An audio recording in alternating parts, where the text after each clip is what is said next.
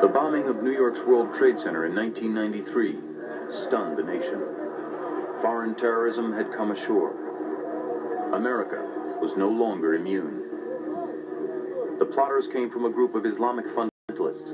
The mastermind was a veteran of the CIA-supported Mujahideen, the holy warriors of Afghanistan.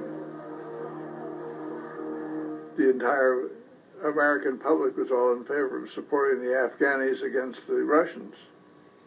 Now, the unintended consequences is that country's an absolute mess. It's torn apart. All these weapons are sitting around there shooting at each other. And they were all provided by the United States government. Afghanistan had been the final battleground of the Cold War. The CIA helped the Mujahideen rebels defeat the Soviet Red Army. To help the Afghanis, the CIA had set up training camps in neighboring Pakistan. CIA officers taught young Muslim men everything from making bombs to shooting down helicopters. They were carrying out a secret directive from President Reagan. The lethal finding said provide assistance, lethal and otherwise, to the people of Afghanistan to resist the Soviet invasion. It didn't say anything about, at the end of this, make sure nice guys are in charge.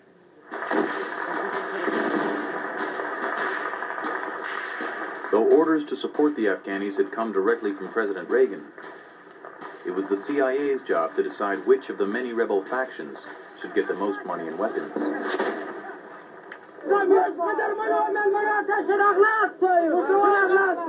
The CIA chose Gulbuddin Hekmatyar, a fundamentalist who hated the West.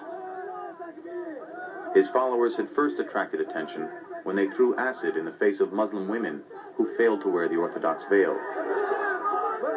If you're going to take me in the middle of a jihad, a holy war, with 200,000 part-time soldiers of God, and they instruct me to come up with some sort of a litmus test to find out who's a nice guy, I mean, it can't be done. Hekmatyar's army had been accused of killing as many rival Afghanis as Soviet soldiers.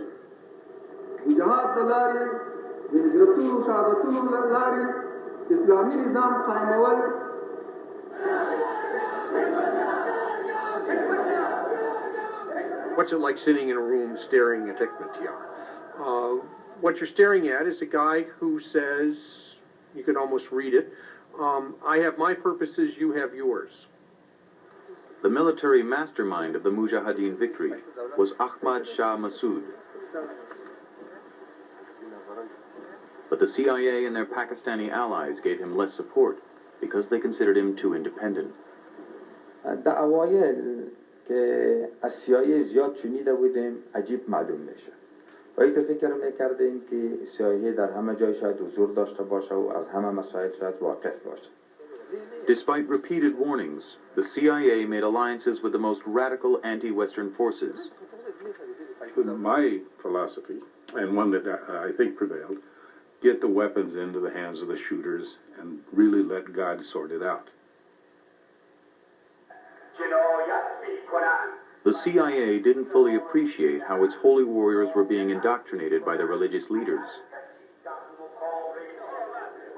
Fundamentalist clerics were not just exhorting their followers to fight against the Soviets, they were also preparing them for the next holy war, against the United States.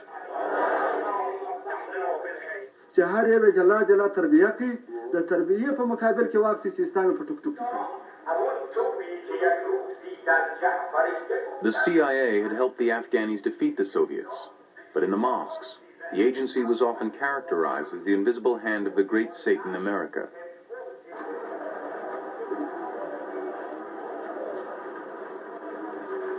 During the 9-year war with the Soviets, 1.5 million Afghanis were killed, and 500,000 were maimed or wounded.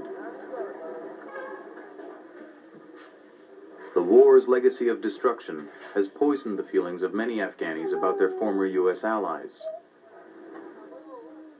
There is another seed which has flourished in the wake of war. Afghanistan has become a principal source of opium for the world. Some of the Mujahideen commanders, who were supported by the CIA, still control many of the area's huge poppy fields.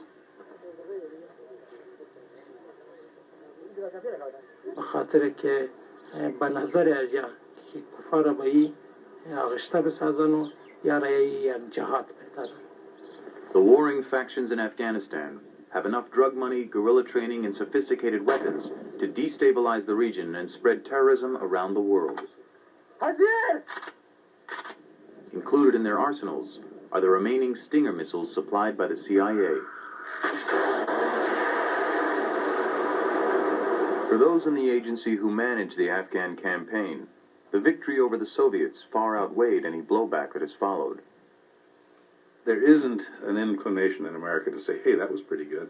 There is an inclination to say, well, you know, you guys didn't consider the unintended consequences that giving weapons to radical, wacko fundamentalists will cause trouble later.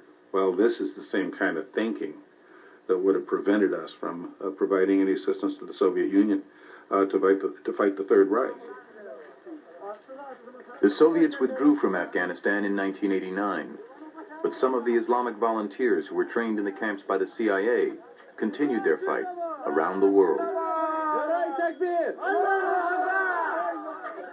In 1995, veterans of the Afghan Holy War bombed an American-run military training center in Saudi Arabia.